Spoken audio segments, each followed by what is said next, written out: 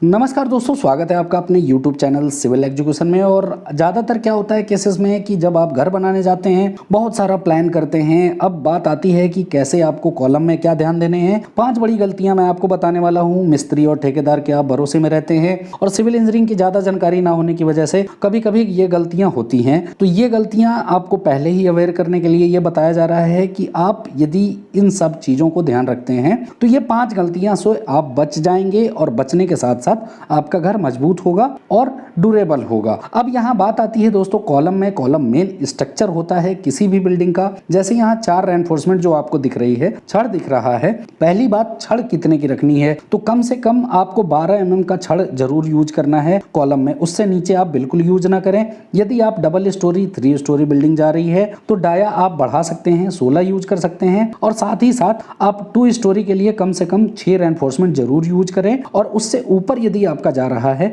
तो 16 dia 8 reinforcement use करें तो ज़्यादा बेटर होगा। अब बात आती है यहाँ पे कि रिंग का। रिंग हमेशा आपको 6 mm डाया से ऊपर रखना है, मीन्स 6 का रख सकते हैं, 8 mm रख सकते हैं। अब बात आती है कि जो वर्टिकल रेनफोर्समेंट होती है, मीन्स खड़ी रेनफोर्समेंट, 12 मीटर की लेंथ की एक सरिया आती है, एक छड़ जिसे आप कहते हैं। और इस 12 मीटर में आपको काट काट के लगाना पड़ता है, जो कि ऊपर आपको इस वीडियो में दिख रही है कि कैसे छोटा बड़ा लगाया जाता है। अब छोटा बड़ा लगाने के साथ साथ आपको ये जरूर ध्यान देना है कि कम से कम 65 गुणे जो डाया आप यूज कर रहे हैं उतनी डिस्टेंस की छोटी बड़ी छड़ जरूर होगी।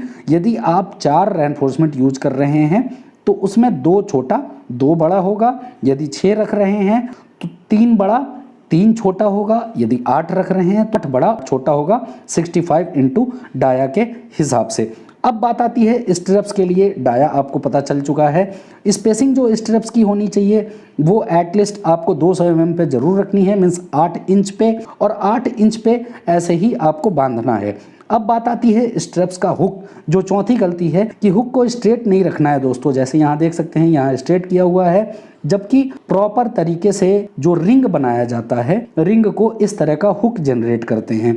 और हुक जनरेट करने के साथ साथ आपको जो हुक का बाइंडिंग है वो अल्टरनेट करना पड़ता है। मीन्स डायगनली यदि आपने पहले में इस पोर्शन पे बांधा है तो दूसरे रिंग को दूसरे छड़ में बांधें, और तीसरे को तीसरे छड़ में ज्वाइंट करें, और चौथे को चौथे छड़ में ज्वाइंट करें। इसी तरह से सीक्वेंस लेके आपको ये स्ट्रिप्स पूरा बाइंड करना चाहिए।